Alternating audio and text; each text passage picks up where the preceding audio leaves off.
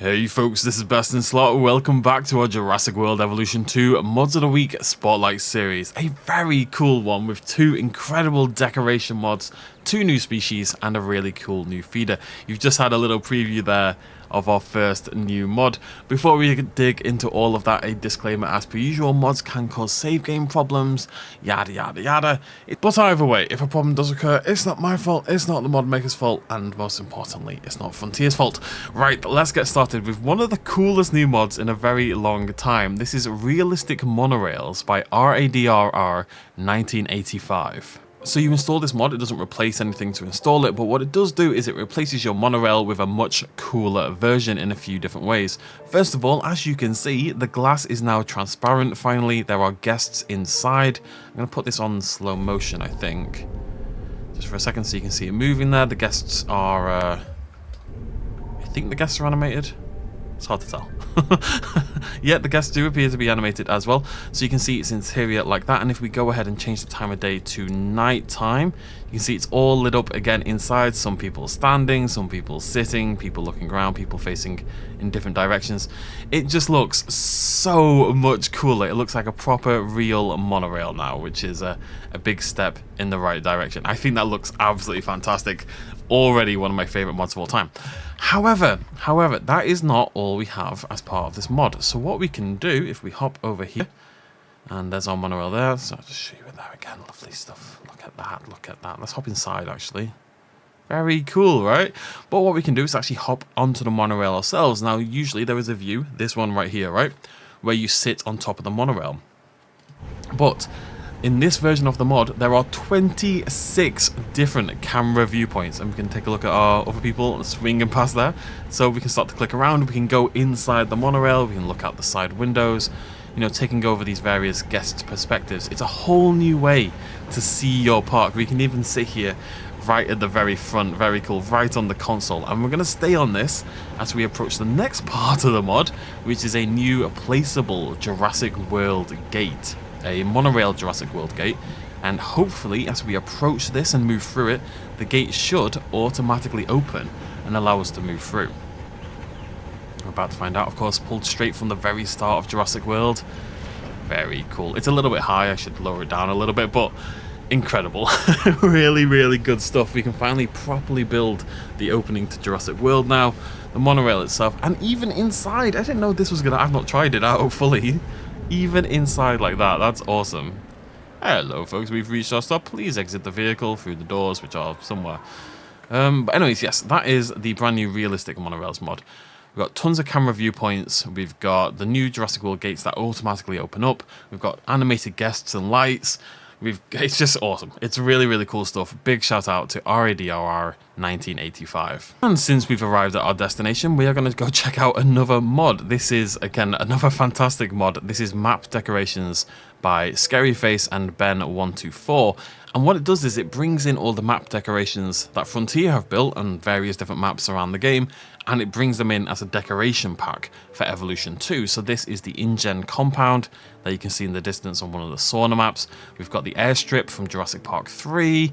We've got this bunkery sort of little thing that sits at the side of it as well. We've got the parachute, of course, from Jurassic Park 3 again. We've got Owen's Ranch from the Dominion DLC, and you will need the Dominion DLC to make this work, but very cool.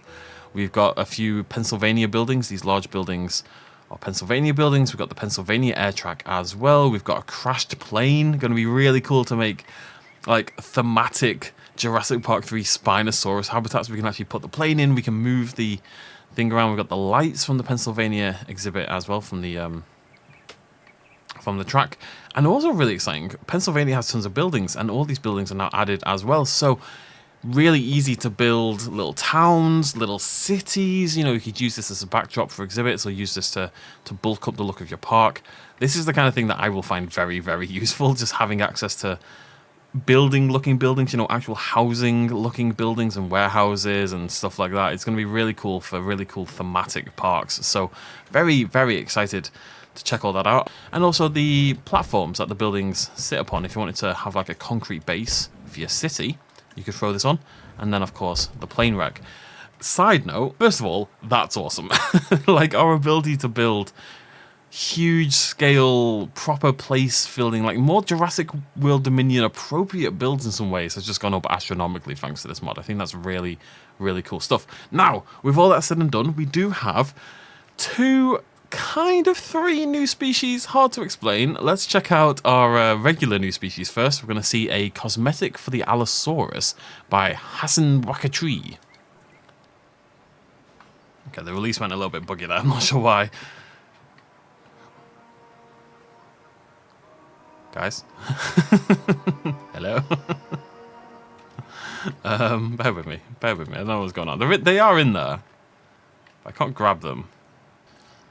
Okay, so that doesn't seem to be working, so I'm going to try this. This might break the game, let's find out, but we're going to go to our Allosaurus, and we're going to... Yeah, there we go. It worked out fine if I can spawn them in directly. For some reason, the hatchery animation is a little bit broken, but you know what? We got them in the game. You're just going to need to use Kai's toolboxes, and you can get your brand new Allosaurus variant into the game. So this is Epentarius Amplexus by Hassan Wakatri, as I say, cosmetic for the Allosaurus.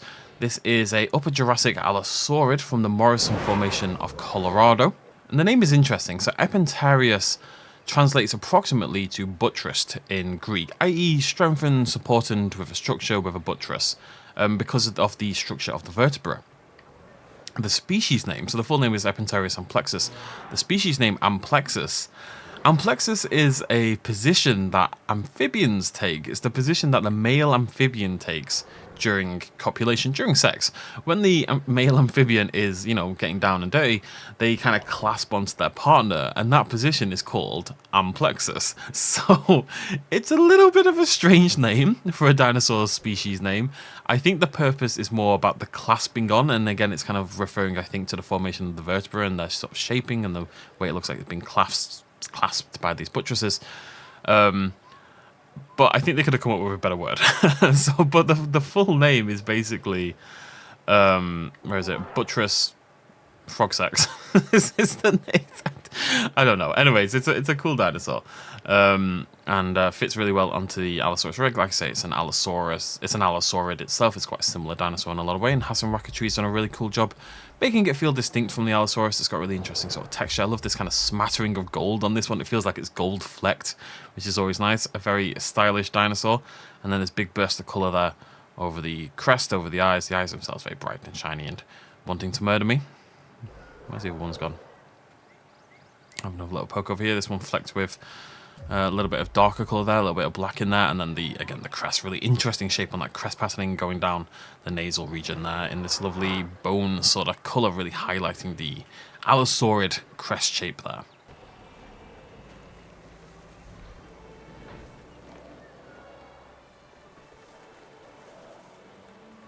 Okay, sorry about to take too long. So this is Brontosaurus by Hokal1215. Very well timed, considering we just had the reveal of Brontosaurus yesterday for Prehistoric Kingdom. And Brontosaurus, the thunder lizard, is a sauropod from late Jurassic United States, famous for not existing for a while there. It's only recently come back. Brontosaurus was a large part of the Bone Wars, and this will be relevant in a minute, between Cope and Marsh at sort of the turn of the century, a little bit earlier. Now, even way back in the early 1900s, some paleontologists were suggesting that Brontosaurus and Apatosaurus were the same dinosaur, that they were synonymous. And because Apatosaurus had been named before Brontosaurus, that means Brontosaurus would, of course, cease to exist. That's how it generally goes. It didn't work with Dynamo Terror and Tyrannosaurus Rex, but generally speaking, that's how things go. This picked up across the century, really. Most of the 19th century and a lot of 20th century paleontologists believed that to be the case, that Apatosaurus and Brontosaurus were synonymous, and therefore Brontosaurus would cease to exist. And at some point that kind of hit a head, and it kind of built up enough steam, and it kind of became accepted that Brontosaurus no longer existed. You'll have heard that so much growing up, and over the last couple of decades or so, Brontosaurus isn't a real dinosaur anymore. Which is a shame, because it was so famous, it's so well known.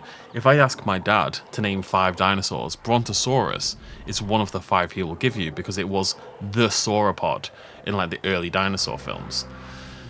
The funny thing is that this largely happened in some ways because of the Bone Wars. The Bone Wars were very, very heated between Cope and Marsh. There was a lot of hatred on both sides, and a lot of paleontologists picked sides. And so, basically, because Marsh, who is the one who discovered the Brontosaurus, because Cope had his supporters, and they wanted Marsh to maybe not have a genus, they wanted him to have less dinosaurs to his name, they kind of pushed this idea of Brontosaurus and Apatosaurus being synonymous because it hurt Marsh in the process. Now, it wasn't until 2015 when Brontosaurus was resurrected after an extensive study by Shop et al. Using statistical analysis to sort of objectively assess the differences between Brontosaurus and Apatosaurus, and as a result of that, Brontosaurus and 2 other species of Apatosaurus were moved back into Brontosaurus. This is, of course, Brontosaurus excelsus, that's the type species. It is worth noting, though, calm down, you two. It is worth noting, though, that even though I think as dinosaur fans, I guess as sort of like lay fans, lay paleontologists, we've kind of accepted Brontosaurus back into the fold, many paleontologists still believe that it's synonymous with Apatosaurus, and you can't really blame the Bone Wars for that. They are very similar dinosaurs, and people are suggesting there just isn't enough between them to make Brontosaurus its own unique dinosaur. Anyways, so we have a Brontosaurus by Hocal1215. This thing comes with a ton of colours, so tell you what we're going to do. We're going to do what we did a moment ago. We're going to summon in a few more of these nice and quickly. When I remember, hope it was at the top, don't know why that took me so long. There's our Bronto there, lovely stuff. So it's got that big, thick sauropod neck as we now start to see rendered more and more. You know, I feel like sauropods had quite skinny necks back in the day, and that's less and less a thing. Nicely modelled, kind of, oh yeah, there we go, that's what I'm talking about. That fits out, sticks out way more. There we go, this lovely pattern. I guess I was unlucky with my first 2, but these ones look awesome with that pattern. This really interesting sort of pattern dropping down the back, and then rings in little bits. You know, we've got these interesting little sort of fried egg sort of shapes going on. Really nice variety of colours, as you see. This one with the orange and blue, very cool in particular. I guess I hatched 2 unpatterned ones. That's really unfortunate. Anyways, yeah, it looks fantastic with the pattern. Really brings the dinosaur to life. Again, I love seeing sauropods with evocative patterns and with colours and all that kind of jazz. I think it's always something they're neglected in, and I love to see it pushed a little bit more. Right, we have one more dinosaur. Not dinosaur. We have one more creature to show you. Now, to showcase this one, what we're going to do is we're going to pop in a Tyrannosaurus Rex. I'm just going to turn dinosaur combat back on and make sure that dinosaurs do indeed starve to death, because I'm a lovely person like that.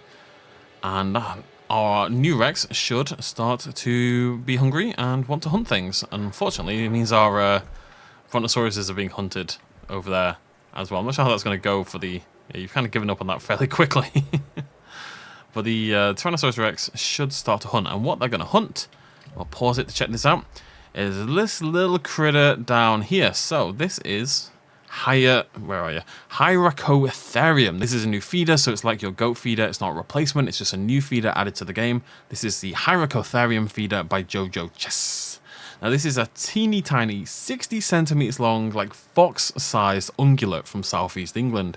It was long regarded, it even says this on the Nexus mod page, it was long regarded as a horse, as a teeny tiny little horse.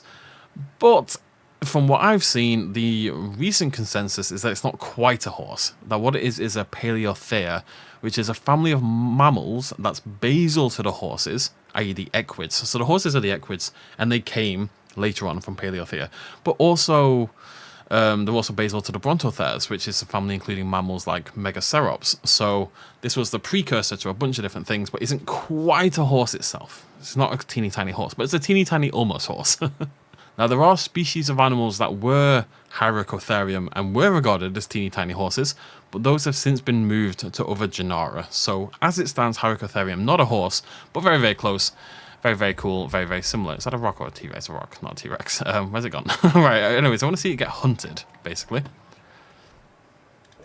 It's a feeder after all. We should use it for feeding purposes. But it looks really cool. It's really nice to see new feeders. This is not something we get very often, so big shout out to Jojo Chess, who's kind of appeared and made some of like really, really cool mods. And you can see it's got this horse sort of shape, but it's got a little bit of rat in there, a little bit of mouse. It's, you know, it's got this variety of animals, and that makes sense as this sort of basal group that would then lead to so many other animals over time.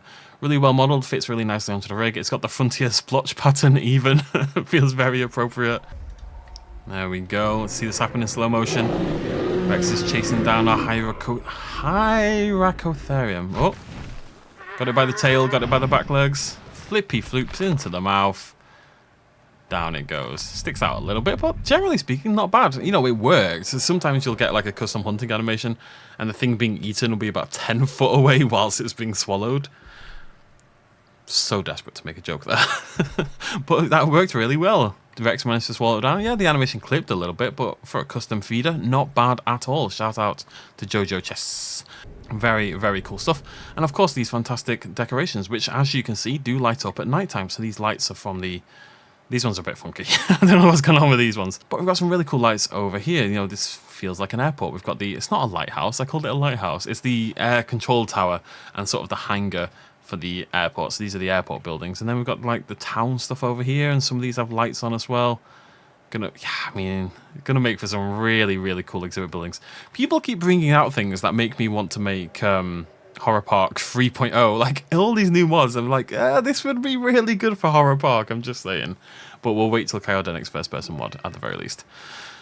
Either way, yeah, 5 fantastic mods. Big shout out to the mod makers. Hope you've enjoyed. Let me know what you think about these down below. Are you going to download any of these? Would you download any of these? You know, what's your favorite of the bunch? I will of course link them all down below in the Google document. Thank you for joining me. I'll see you lovely folks very soon. Cheers much of as always. Bye bye.